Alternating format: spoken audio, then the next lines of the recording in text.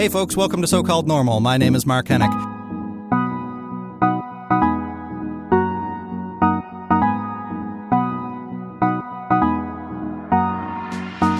Today on the show, we have comedian, author, mental health advocate, and all-around really beautiful person, Jessica Holmes. You might have seen her on Royal Canadian Air Farce or read her book, Depression, the Comedy. If you haven't done either of those things yet, go do both right now. Well, don't stop doing this. Keep listening to this, but after you're done listening to this, go do that. Last week in Canada was National Mental Health Week. This week in the United States and in the UK, it's Mental Health Week there. And this whole month, actually, is Mental Health Awareness Month. So it was really important for me to have Jessica in particular on the show because she's a fellow public speaker. She's a comedian. She's, done comedy in the clubs, but especially corporate comedy, and which is a very different kind of thing in public speaking. So we had that in common, and we chatted quite a bit about that and her experience with depression and how open she has been about that. And I really love talking to comedians in particular, and I'm going to have some more on the show because I myself use humor as just a way to manage to get through these types of things. You have to find the humor in it, right? And I think that that's pretty common. When I talk to comedians, I hear that almost all of them have a mental health journey of some kind or another. So I think you're really going to find this interesting, especially for this very special mental health, one of our very special Mental Health Month episodes, Mental Health Week in the UK and the US, as I mentioned, and last week in Canada. So here's my conversation with Jessica Holmes on So-Called Normal. I'm Jessica Holmes. I am a comedian and an author and a mental health advocate. What does that mean, mental health advocate? Mental health advocate means I'm not quite an expert, but I am someone who has experienced mental health issues in the past and just decided that for my career to feel like it has any meaning and to sort of give meaning to the suffering that I went through, I just want to give it away now. I just want to get on stage and tell everyone just there shouldn't be any stigma around mental health issues. Taking care of our mental health should be no different from brushing your teeth and putting on deodorant and chatting about it as easily as that. Yeah. So you just gave a really nice, tight summary of what I think our entire conversation is probably going to be about. So, excellent. So let's unpack this. I started with dessert. Yeah, no. Hey, that's great. I love to start with dessert. Let's unpack this more. So, what have you struggled with? Well, you talk about your own mental health. Do you have a diagnosis of some kind? Yes. So after my kids were born, we had Irish twins, which is when you have two babies back to back, and. So I was raised Irish Catholic, so I know exactly what you mean. They're having a lot of babies in a minimum number of years. Yeah, my mother's one of 16. Holy cow. Do you know all your aunts and uncles' names? I could if I listed them, but I've been meaning to try to rattle them off. That would be funny. Yeah. Do you know what we do in our house is we have a family tree with photos on the wall because otherwise we can't, we're Irish as well and we just don't know all the names. Yeah, no, I'd need a bigger wall, I think. I know. In a condo, so. Yeah.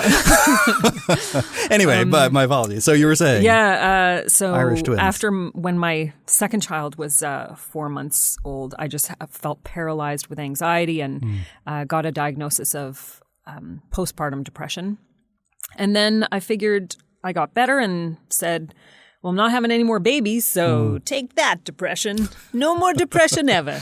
And maybe 4 years later, it crept up on me, but it was a different type of depression. It wasn't the anxiety that I felt was sort of on the self-loathing side, but more than that, I just couldn't see any reason for anything. Right. Like I sucked it up when my kids came home every day and put my best foot forward. And if someone hired me to come out and speak at something, I would suck it up for that hour and be a really good actor and bring it on.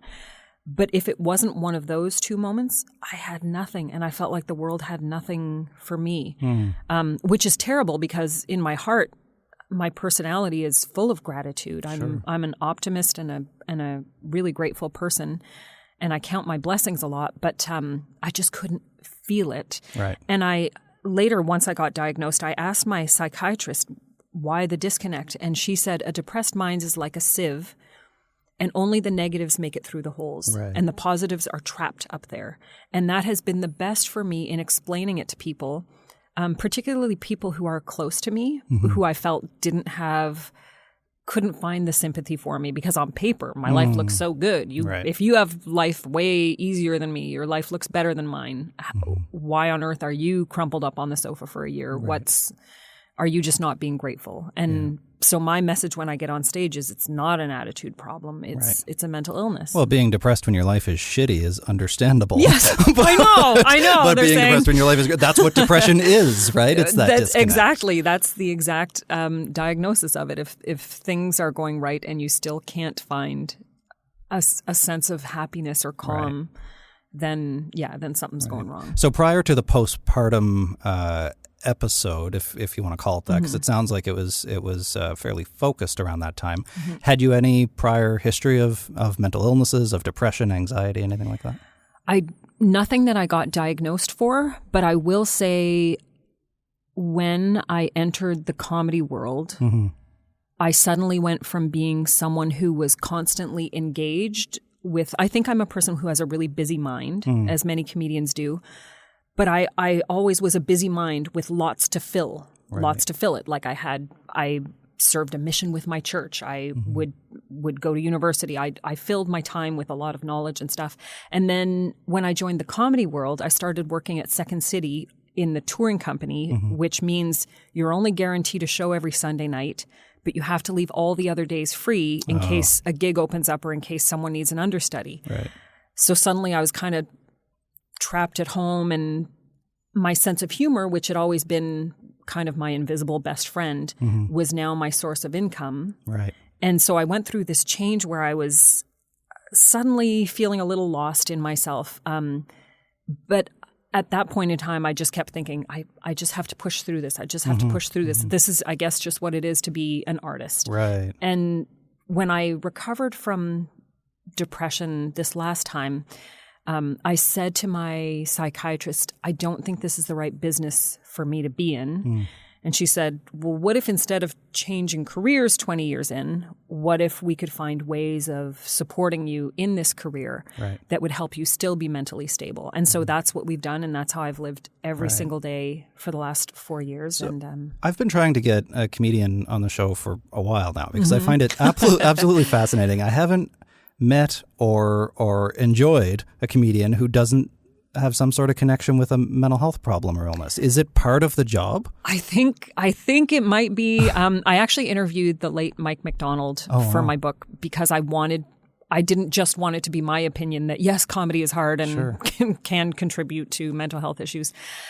So I asked him, what is it? And we were like, what comes first, the comedy or the depression? And he said it's a bit of both. He said, we're all very introspective people who look for the holes in life, and that's where we want to find humor from. So we're thinking a lot. We don't do great with downtime because our minds are busy.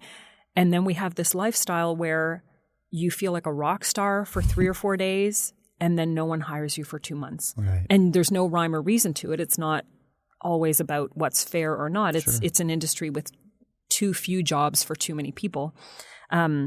So when you put those two things together with someone like me who maybe is a little predisposed, is a little more sensitive, or finds it hard to be a self-starter in some ways, then for me it wasn't working. And if I hadn't found a good psychiatrist to sort of help me figure out how to reconcile the two, I'd have opened a bakery at this point.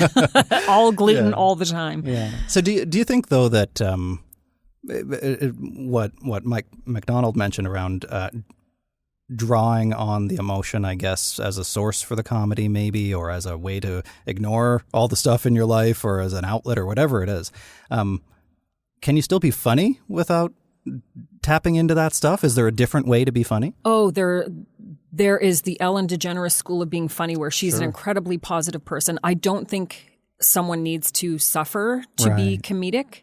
I think it's that people who are really introspective, who internalize everything that happens around them, are naturally funny people because they, you're always looking to say, okay, what just happened plus my comedic spin equals making people laugh and making people feel good. So I can't, there's so many different types of comedians now that I couldn't possibly speak to what, like to a generalization, except to say there are more cases of depression among artists than the general population. So then it's probably, it seems, because of that creative mind, that inability. Maybe I don't like the word inability, but that that you're not in the habit of keeping your thoughts super organized, super together, so they can go spin off. And our quote talent is that whatever's in our heart comes out. Right. So it's for me to be a good comedian and to have the respect of my peers. What I try to do in my craft, I feel like a total cheeseball calling it that, but no, that's great. What I try and do is not edit myself at all. I try and just feel what the world gives me and then turn that into something and put it back out there. Right. And when I do that, you're taking in maybe more that people with a day job at a bank might just say, "Oh, I just don't let those thoughts come in," or I just don't I don't take 2 hours to indulge on why no one on the block likes me. Whereas I would actually be like, hey, nice. why does no one on the block like me? Hey, I'm going to sit and think about it for like 3 hours and then I'm going to write a comedy bit about it. And then you have to move and then you have to I know, it's awkward. So I think we're people whose 90% of our job is just sitting around thinking, coming up with ideas and reading the paper and figuring out what does that mean and how can I make it funny. And another side of that job is if your job is to make people laugh, there's never really a finish line. So there's never, I've heard other comedians say this, there's never that sense of landing or of completion because every audience is different and you can get a standing ovation one night, do the exact same material the next night, and it's crickets out there. I had this, I was just telling somebody about this the other day. Now, I'm not a comedian or anything like that, but I do tell people, I've been talking about suicide now, my own experiences for 10 years probably, and signed with an agency to do that start doing that about 5 years ago. And it was really hard to sell a talk about suicide because I'm like, no, trust me, we're going to make it light. We're going to make it funny. Like we're not going to make fun of it, but my way to get through my own story is to make fun of myself. And I'm funny in my head, but even if nobody else does. But I had this experience probably a year ago doing my mental health talk. I did it for one group. It killed, got the standing O. It was a big group. It was great. Did it a week later to almost the exact same type of group, same demographic, same everything. Nothing. And actually the organizer afterwards said that they didn't like it. They didn't like my story. Oh my God. I don't care for your suicide story. Basically, this is basically what it was. And telling me about how I should talk about my own story and instructing me and all this stuff. Oh boy. But the first one was great and they did great big feature about it and everything. And that was a really important learning moment for me because I was like, you know what? I just got to get up there and do my thing and give it my best. And sometimes it's easier said than done because in comedy, your job is to be personal. Right. Your job is to really open up and be personal. So when someone says, well, don't take it personally, if that was a tough crowd, you go, but that's the core of who I am. If they don't laugh, this is... And especially if it's not scripted, written, or super written comedy, I would imagine. If you're there sharing yourself, well, if they're not laughing, then maybe I'm, there's something to do with me. Maybe I'm absolutely not likable and not talented. Right. And it's really weird because I've been doing this for 20 years and that thought will still pop in sometimes where I go, what am I doing here? Right. Who said I was a comedian? Oh my gosh. Yeah. And that's just a tough crowd and kind of like usually what I do after a show like that is I'll go home and I'll have a shower and I'll be like, there, it all goes down just the drain. Just wash it off. Yeah. Bad feelings gone. That's a really good strategy. I should do that. So it sounds like though, this idea of going in there and sharing yourself and it sounds like it comes from that improv kind of core and you do a lot of and have done a lot of improv in your career. Yeah. And I find having started at the Second City, what they respected was for people to be to take big chances, to be open and vulnerable on stage, and that's where the best comedy would come from. And then I go out into the stand-up comedy world where it's just about, did you get the laugh or did you not get the laugh? And so when I discovered the keynote world, which is just going from company to company and sharing my mental health story or sharing my comedic spin about life's lessons, for me, that was the perfect mix because I have to have the punchlines because I'm billed as a comedian, but the having those honest and vulnerable moments are very connective. I feel the connection with the audience. If I ever tried that in a stand-up club, forget it. Right. Well, do you think I feel like it's a different standard in some ways. It's I don't know. I guess you do this that kind of show way more than I do. I don't do it, but is it easier to make a corporate audience laugh versus a comedy club who are going there to laugh? Funny person, make me laugh, kind of thing. Yeah, it's definitely easier with the corporate audience because the people who go to comedy clubs generally go to a lot of comedy clubs or listen to a lot of comedy, so they need to be surprised with originality. On top of it, you have to stand out from other people. Whereas I love when I get on stage with a corporate audience because I know we have an hour together. Right. So first we're going to warm each other up. We're going to get to know each other, and then we're going to get personal, and then we're going to get funny. And so I like that journey together because I don't feel like, okay, I have 8 minutes, and that means I have to right away just pack it all in, and it's just not really the right scene for me. I do. Comedy festivals the odd time where I will go perform with other comedians simply so that I can remember that I have a peer group. Sure, yeah. So that I don't feel like I'm always on an island. Yeah.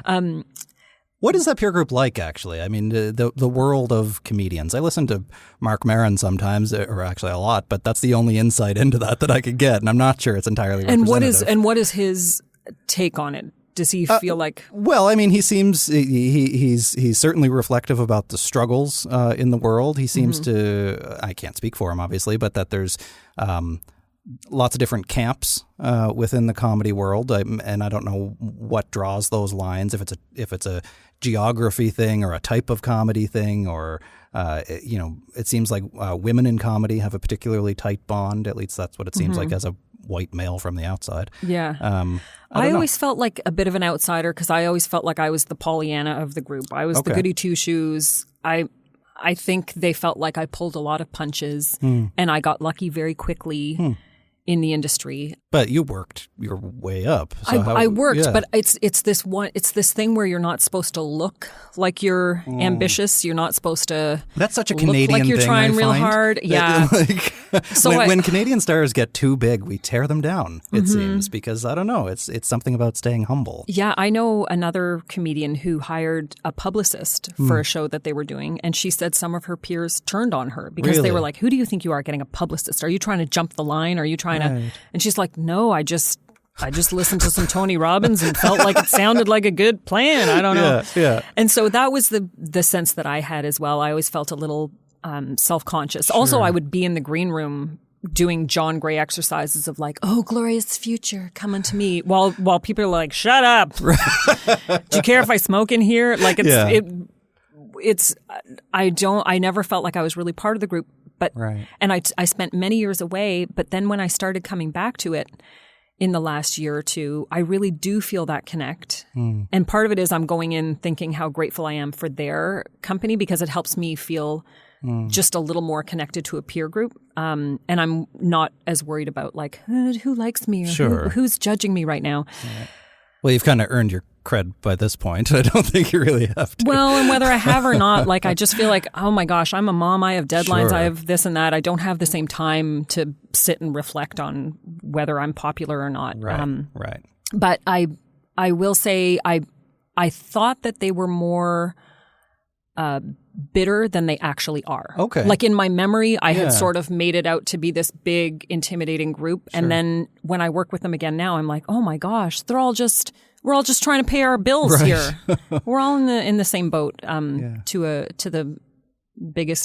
bigger extent than I had realized before. So that's a nice sense of community, I think. It sounds like, everybody wants to be welcomed into something, and I find in some ways the mental health community is kind of like that too. You bump into the same people all over the place who do this kind of work, and there is a sense you out of necessity you build a sense of community, I think. Oh yeah, and what I love about the people in the mental health industry. So I was mentioning Louise Bradley earlier, who is high up there, and anytime that I've had the privilege of working with her, at some point she always turns to me and goes, "And how are you doing?" And I'm always like, "See, I love that. I don't get no that comedian in any has other... asked you that in the No. green room of a dirty comedy club. And when I work for a bank, no one asks me that. And, when I'm at the dog park, no one asks me that. No, but it's really, I love, I guess because I consider someone who is so often on the receiving end of people with helping out with mental health issues.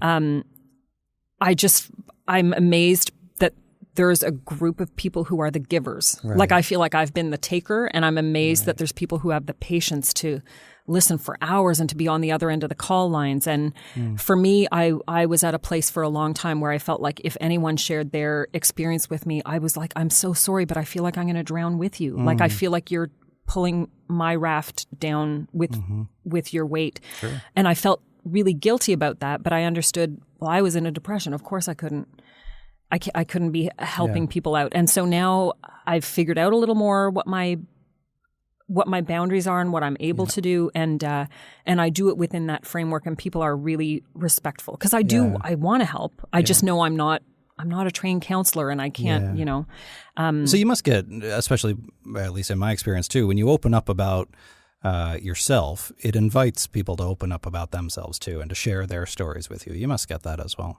I do get it, but I love that people have been so respectful about it. Like people will email and say, I saw your talk, and is it okay if I share my story with you? And I feel very safe online. I always, in that scenario, I always say absolutely. And just so you know, I'm not a psychologist. Right. And I'm not able to help you, but I can certainly tell you that you're not alone, and let you know I believe your story and that kind of thing. I mean, when I was depressed, feeling believed that I had this invisible illness, that was very big for me. Sure. Because I felt like there was quite a lot of eye rolling and like, "Oh, when are you going to get off the sofa?" type of thing. So And I find, in my experience, 90% of the time, that's all people want. They don't want somebody to tell them what medication they should be on or what, therapy they should. They just want somebody who's a warm body and willing to listen. Right? Absolutely. And to me, that's, I had to let my husband know, because he's such a fixer.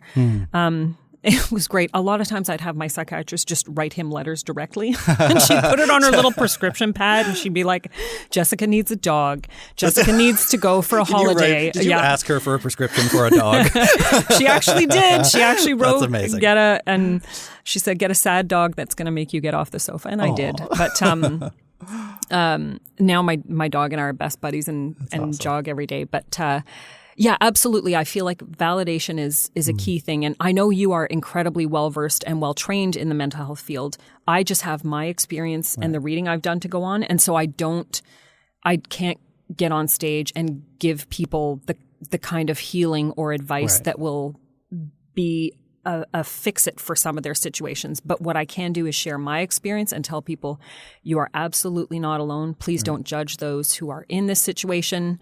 And here's a couple of impressions to send you off on a happy note. Yeah, and I've actually, in my own work as well, have moved more and more in that direction. I mean, that's where I started was in sharing my story. But then, the more I do it and the more successful you get at it, you realize that's what people want. They just want to hear personal stories that they can relate to. They don't want somebody to go up there and beat them over the head with a bunch of statistics and diagnostic criteria. That doesn't mean anything to people unless you can relate to them in a human way. Yeah, well, and my main message is just, I believe you. I'm so sorry you're going through what you're going through. Because to me, that was the sweetest thing to hear when I was in my deep pain, was for someone to say, "Oh, I'm really sorry. That must be hard." Because I'd be like, "It is." Yes. Thank you so much for not just asking why I can't, get up and be grateful. I would feel so much better if somebody said to me, "You know what? This sucks. It's going to suck. It's supposed to suck. This is going to be terrible. But let's let it be terrible together."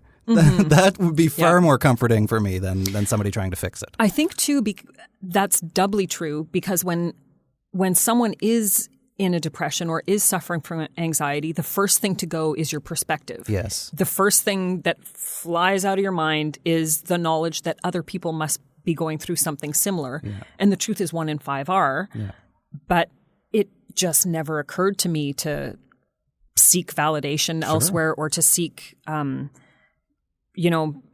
someone else going through the same kind of experience that I was. Even just to sit in the same room and not talk about something that you both know you've been through. Oh, yeah. I know that sounds weird, but it's true. That even that can be healing to realize that you've both been there and you don't have to talk about it. Yeah.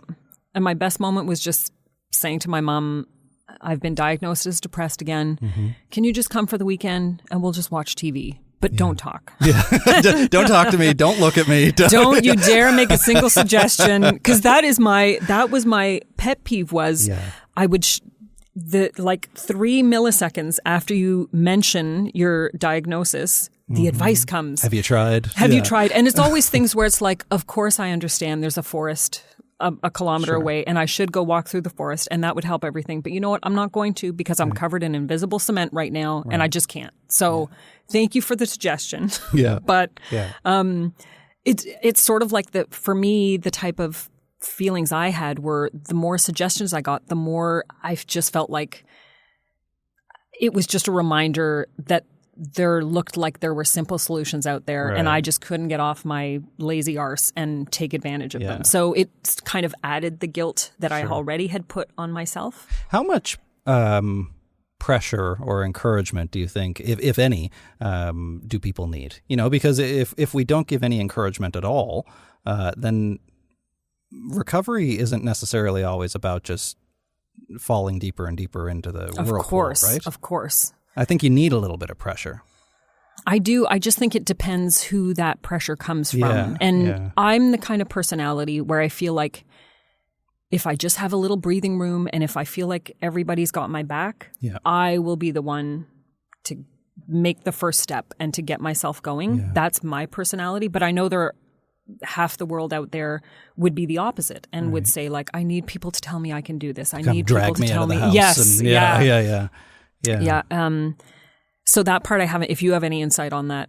Not really. I mean, I tend to be with you too, that for me to reach out, I need to feel safe to do so. Mm-hmm. And I've actually, because I'm kind of an avoidant type person, when people reach out to me, I'm going to shut down. Absolutely. This is my space. This is my stuff. Who are you? Get away from me. I know. I've had periods stranger of danger. time. Yes, stranger danger. And I've had periods of time where actually in my depression where I felt extremely lonely, but then someone would reach out and be like, hey, I feel like your posts lately seem a little down. Do you want to come get coffee? And I'd be like, well, what is wrong with that person? That they are just reaching out to a stranger for friendship. Forget it. Yeah. Yeah. No. So that I zip up the the bubble of insulation and be alone again, which isn't, of course, it isn't healthy. So I'm not sure what mix. I just know if a friend of mine called and said, you can't just sit around all day, that would be like, I'd be like, oh, you just made it worse. Yeah.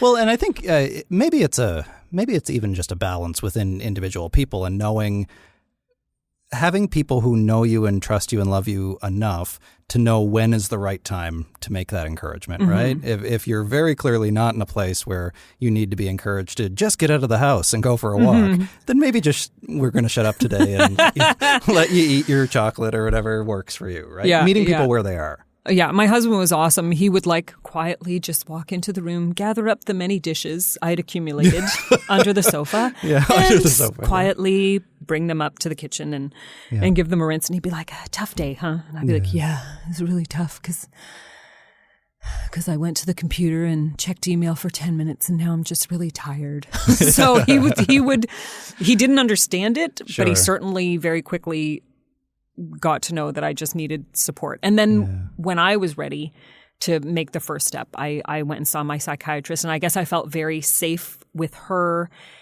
telling me what to do. And I truly was like, just tell me, just literally write out instructions. I'll do them and I'll get better. I promise.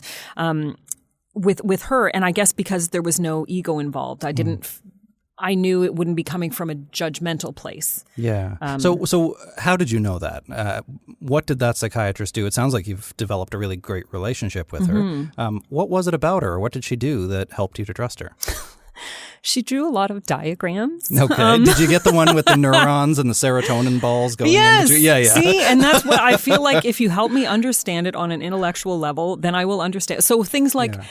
She would say, have you been ruminating? And I would say, what's ruminating? And she would explain to me that it's when you have one negative thought, and instead of having the thought and letting it go, you start replaying that memory or that thought, and then you start fantasizing about it getting worse and worse and worse. And I said, oh, that's my hobby. Right. That's what I do with everything, and I do it at 3 a.m. and it keeps me up for hours. And I was like, so anyway, when she explained it and she drew a little diagram of the tornado in my mind, and then I felt like, okay, I've given it a name. I know what that is. Now I catch myself. The second that I start that weird, honestly, it's like a masochistic fantasy of what's the worst it could possibly get. And sometimes you don't really, or eventually I think you get to a point where you're in your recovery where you can see what you're doing as it's happening. I tell people sometimes I've gotten very good at being depressed. Like, I'm like an expert at being depressed, not at depression. Yeah. But at some point, when you catch yourself and you can see where you are in it and you realize, how did I get there? How did I get from that person didn't answer their phone down to everybody's going to leave me and I'm going to die poor and lonely? Like, yes, and like, I holy crap, realized that escalated. That's how my mind processes thoughts, and it's really weird, and it's like my mind is working against me, but that is just what my hobby seems to be. Right. And so I catch myself now, and then I move on to channeling those thoughts in a positive way. So, for example, I try and listen to at least 20 minutes of a book on tape every day, just to give myself a bit of new knowledge, because focusing on that new knowledge will stop me from my mind kind of going to the usual panicky place. Right. So I love filling new knowledge. That's something that works for me. And so the psychiatrist she was very goal oriented. And she could tell I really didn't enjoy the sessions. I'd get a little squirrely. Oh, yeah. If it was the session where it was just like, do you remember another time in your life where you felt sad in that way? I would just be like, oh, no, time is money. Let's focus forward. And so we did do the sort of the backstory work. Right. But then I felt so great that I knew when I was going to see her that without judgment, we were going to focus on some new task for me for the next week, or some new understanding for me for the next week. And so I loved her in that regard, and felt like she was very forward moving. Did you guys work on medication as well, or psychotherapy only? We did medication as well. And I remember thinking, well, I don't think the medication is helping. It helped very much in my postpartum depression, and I could feel it right away helping in my postpartum depression. But with this depression, I couldn't tell that it was making a difference necessarily. But I just know one day, because I was doing all these other things at the same time. I had my dog, and I was like trying to learn to be a jogger with her, and starting journaling and trying to reach out more and exercising more, all of those different things. And then about 6 months after I'd started all of that, including the medication, I got caught in the reef one day with waves crashing me up into these rocks. And I was flailing, and it was kind of the type of thing that would be super embarrassing for me. And I was used to blowing my gasket a lot. Like, I would say anger was my go-to place in my depression. And I came out of the water, and my husband was almost like, he had like a defensive stance, like as though I was like coiling up to, I don't know, deck him or something. And I said, honey, what's going on? And he said, well, I saw you out there. You must be really upset, and I understand. And he was trying to say all the right things. I was like, oh, honey, no, it's fine. I'm here, right? And he was like, your reaction is weird. And I said, it is weird. And then I realized, oh my gosh, this is what it's like to have a normal human reaction to circumstances. Whereas for me, anytime something tiny would happen, like if I would stub my toe or lose my car keys or something, the reaction would... The worst. Oh my gosh. Yeah. It was huge, to the point where my kids made a scream chart where they on the fridge they drew it, and I got a little tick beside my name anytime I would lose my temper, because they could tell I felt so terrible when I did, and they were kind of trying to help me through it. Right. But it's like you're kind of a live wire too, and anything can set off that domino reaction, right? Yeah. Yeah, and with depression, my sleep was so bad that I guess day to day, if I had 3 hours sleep the night before, my anger would be like really on edge. And I tried to be super protective of my kids and just sort of keep my distance on those days. And it was never directed toward them, but they certainly, I mean, we're all in the same house. They could certainly be aware of my energy. Kids can be assholes sometimes. I've got to. No, but especially if you're in that really raw, vulnerable place, you just don't want everybody pulling on you in every direction at every time of the day. So, how did you manage that, being a mom, especially, a relatively new mom at the time with the postpartum piece? How did you manage being a mom and having depression? What I would say is I managed that part of my life better than expected. Okay. But everything else gone. Like there was zero self-care. There was zero health. Like I would spend an hour making the world's healthiest soup for them, and then I would eat 6 Twinkies and a bag of popcorn. And I paid no attention to, didn't give time to the rest of my family, didn't give time to friends, almost cut them off completely. So it was like I knew the kids were so sacred that I thought, okay, can I use any rationale I have left and give them okayness and then just take it out on every other area of my life. So I'm shocked that I'm still married. It's confusing to me. Sure. I don't understand. I guess maybe he's either a martyr or just the kindest person in the world. But he said, I didn't understand what you were going through, but he's like, I knew who you used to be, and I always had hope you'd be that person again. And that's so beautiful. I'm certainly making up for lost time. Holy cow. A lot of sex in our house. Well, so it paid off for him too then. It all worked out. Be depressed anytime, honey. Yeah. So now, how long would you say that you've been in recovery or feeling good, or do you still, actually, let's start here. Do you still identify as having depression? So what I was told was that if you've had depression more than once, even when you're not depressed, you're in remission. Sure. So I would say I'm in remission for 4 years. I have had days or periods where I can feel depression around the corner. And I fight so hard and I swim upstream as much as I can to not go down that path again.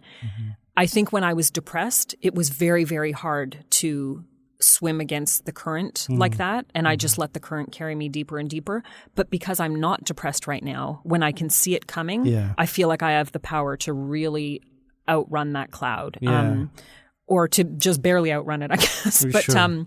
So yeah, I would say there are months in the line of work that I do that are harder than others. Like January and August are always a little harder for me because it's the end of holidays, but work hasn't quite started up yet. Right. So I feel like I'm a bit purposeless. But now, because it's 4 years later, I have strategies. I'm like, I'm writing a book starting that particular day, or I'm going to come out and do a lot more podcasts, or I'm going to take a friend to lunch every single day for that month or something. Like I try and find strategies around it. But I really do mean that I have a checklist every day that I do, because I understand that I'm just a person who seems to be very susceptible to depression. And so I'm living in a way that, rain or shine, actually I was mentioning before we started that like my dog doesn't care whether it's rainy or not. No. She has to go out. She has to be exercised or else her muscles are going to get flabby. So I put on my rain poncho and my runners and I'll go do a 5K in the pouring rain, in the mud. And it makes me feel so happy and grateful because I do it knowing I'm working on myself. I'm doing this for myself. That's a really beautiful metaphor, I think, for recovery, too, that it doesn't matter if it's raining. Get out there and run, exercise, whatever. Get through the mud. Yeah. So whatever I can do to sort of trick myself. And I even said to my husband, he used to say, well, I want to make life easier for you. So I'm going to take care of the dishes and I'm going to take care of this. And I said to him, I don't want us hiring anyone anymore, and I don't want you taking care of those things anymore, because I said then I have no responsibility left. I think I need responsibility. I need to feel like I'm helping out. I need the self-esteem that comes from completing little menial tasks like that. Yeah. So I get that it almost sounds like I'm like a kindergarten kid being retrained for how to live, but no, but it's true. And I think that, when I was a teenager, I was in and out of psych hospitals a lot for treatment. And one of the first things they do there is take away all of your responsibility, all of your rights, all of your, sometimes even if they're medicating you or strapping you down or whatever, putting you in a secluded room, taking your shoelaces, whatever it is that they do. But it's all about taking away your agency. And that's the exact opposite, I think, of what we need to be doing, right? We need to be able to help people find purpose and meaning and or even just something to do. Yes, and even if it's the tiniest, most ridiculous task that you would never think, why am I grateful to load the dishwasher? But every time I do it, I go, oh, my mental health is going to love this. When the final dish goes in and I pour the liquid and hit go. Yeah. So those kind of things are like even making the bed. So I tell myself all the time, doing this for my mental health. And I guess I love myself more. I feel like I'm worth it. And I feel like there is a rhyme and reason to getting healthy. So I'm committed to those things. But I want to know, so how early did your issues with mental health begin? Probably, I first started thinking about suicide when I was about 10. I had my first attempt when I was 12. Had about 7 hospitalizations throughout my teenage years. And can you pinpoint anything that sort of triggered those feelings for you? Well, I mean, there's certainly a lot of stuff in my life. We grew up poor. My parents had split up. I was being bullied and abused both in school and at home.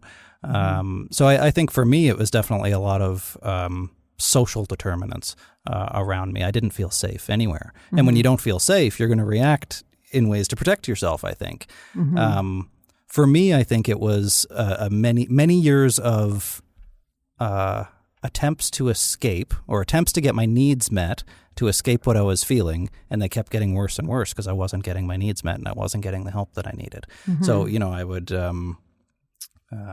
didn't know what to call all this stuff I was feeling inside, but knew that I didn't want to feel it. That's 2 important things. Nobody had taught me what to call this stuff inside me, the sadness, what anger, anxiety, whatever, because we didn't talk like that at the time. And also nobody gave me the strategies for actually how to manage it, how to work through it. So, I think it was a compounding effect over many years. And by the end, I felt like if all these doctors and psychiatrists and teachers and social workers can't help me, maybe it means I'm not helpable. Maybe it means I'm broken and irreparable. And that wasn't true. It was only when I started to realize that sharing your story is something you can do, that's useful to people, that gives you purpose in society. And that's really when things started to turn around for me, when I realized that I wasn't pointless. Oh, I'm so glad. Me too. Do you know what brings me comfort? And I hope it brings you comfort as well. So my kids are now 10 and 12, and both of them have had mental health projects to do at school. So they have learned terms like depression and anxiety, and they're comfortable speaking those words. Also because I have explained to them in like an appropriate way that their age can understand. But I'm grateful that they understand that it's an actual illness, that I'm grateful that they have a bit of a vocabulary around it. And my son went through something a few weeks ago at school where the vice principal had really terrified him. And he's a great kid. He's won the pink shirt for anti-bullying and stuff. So he's a good kid, but ended up really having someone come down on him hard. And it made him feel so guilty. And he came home and said, "Mom, is this what you felt like when you were depressed? Because I can't imagine even having this feeling any longer." And I just explained matter-of-factly, well, honey, you have these feelings because something bad happened. If you had these feelings when nothing bad had happened, then that might be depression. And I said, if you don't start feeling better in a day or 2 from this thing, that might be depression. But don't you worry. You just have sadness because something very sad has happened to you. And so let me just love you through it. What would you like to do? Should we sit together and watch a show? Should we cuddle? So he slept in bed with me for a couple days, and we ate a bit of junk food, and we took care of it that way. But I'm really grateful that society as a whole seems to just put a little more emphasis and a little more vocabulary out there, that it's part of a school curriculum, amazes me and makes me grateful, because if a fifth of the population was going to go through cancer, which they do eventually could happen, there's education out there. There's constantly commercials about it and stuff. And finally, mental health issues are catching up with that, where there are commercials for various charities. There is talk of it in the classroom about mental health and speakers who come in. So I'm very hopeful for the future, and I'm excited to see what kind of difference that makes 20 years down the line when they're adults, how they know how to cope a little better, hopefully. Yeah. When I first found out that I was going to be a dad for the first time, my first reaction wasn't, this sounds terrible, but it wasn't excitement. It was happiness, sure. It wasn't excitement. It was fear that... Are they going to have what you had? Yeah. Are they going to turn out like me? And how can I protect them? How can I stop that from happening? And then after he was born, I realized... I actually kind of hope he does, because I turned out all right. And I had never thought about that before. And it was like, I'm better prepared now for if someday he ever comes to me and says, Dad, I'm really struggling. And, he'll have that language and I never did. So the reason I bring that up, I guess I'm wondering is there anything that you're grateful about the difficult times you've been through for? Has it given you anything? The only thing that I would say I'm grateful for is the empathy I have for other people. Right. So even things like in traffic, some jerk cuts me off. And instead of me feeling anger, I think, is that guy's wife in the hospital? Right. Does that guy have erectile dysfunction and is super embarrassed, is struggling? Who is struggling quietly beneath the surface? Right. And probably so many of us are. Yeah. So I have that kind of empathy. And it also took away my ego in terms of posting things online. Here's an example. Yesterday was International Day of Happiness. And I always feel like a dork when, you're on Instagram and you're posting a quick little video of you talking to the camera. I just feel like a dork. It's weird. I can be a public speaker, great, but for some reason posting online feels awful. But I make myself do it because my heart says, what if somebody's out there? Yeah. So then I go and I tell my story, and I feel like a bit of a dolt doing it. But inevitably, there always is somebody out there who will send a little message back and say, oh, thanks, I just moved to a new town and I was feeling lonely, and you posting about having felt lonely.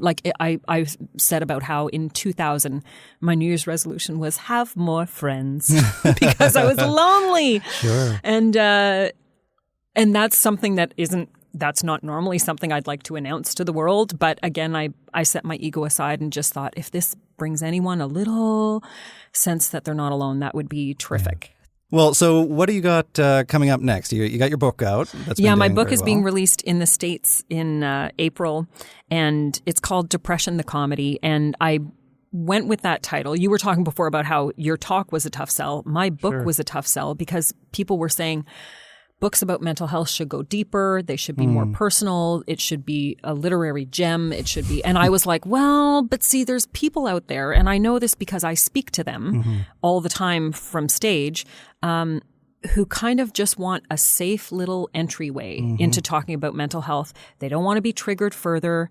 They are just trying to, sometimes it's for themselves, or sometimes it's just, most of the people who come up to me after a show to talk are people whose spouse or family member or child are going through mental health issues.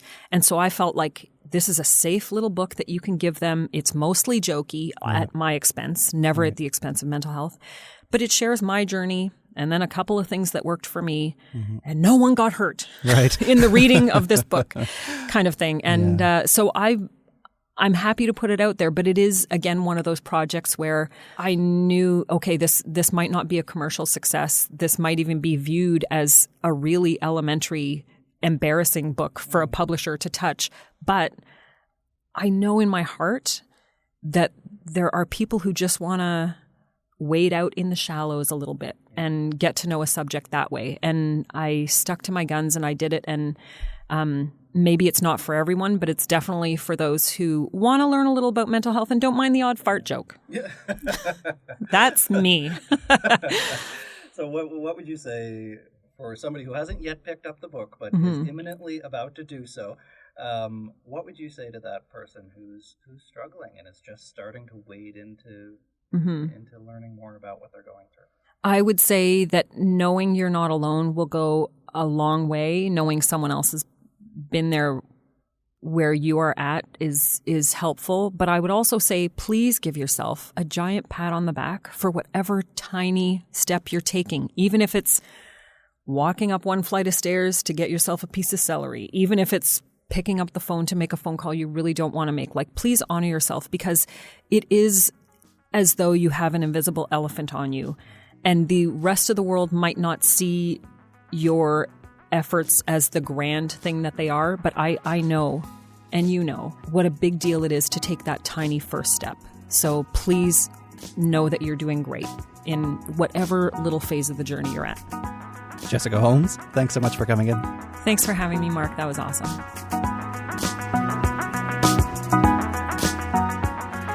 All right, that's it. That's my conversation with Jessica Holmes. She's so much fun. She's just got such a nice personality. She is so open about her experiences, and I feel really grateful that she came in to talk. If you enjoyed the conversation that we had today, please share it on all of your social media platforms. I'll be sharing it on my Twitter, Facebook, and Instagram at Mark Hennick, at MarkHenick. You can also go to markhennick.com/so-called-normal for past episodes. We're on Apple Podcasts. We're on Spotify, we're on Stitcher and everywhere else, Libsyn. So wherever you listen, go on there, subscribe to the show, like us, leave us a really nice, beautiful, kind rating with like lots of heart emojis and stuff like that, and share it with your friends. And if you have any other ideas for more guests, please let me know. Get in touch. Share what you think about the show. If you want to try out some free psychotherapy, a free trial of online, safe, effective, credentialed psychotherapy, head on over to betterhelp.com/Mark. That's betterhelp.com/MARK. Enter the promo code Mark, and you can get a couple of weeks of free trial of psychotherapy. Check it out. See if you like it. That's all for me. This has been So-Called Normal, and I'm Mark Hennick.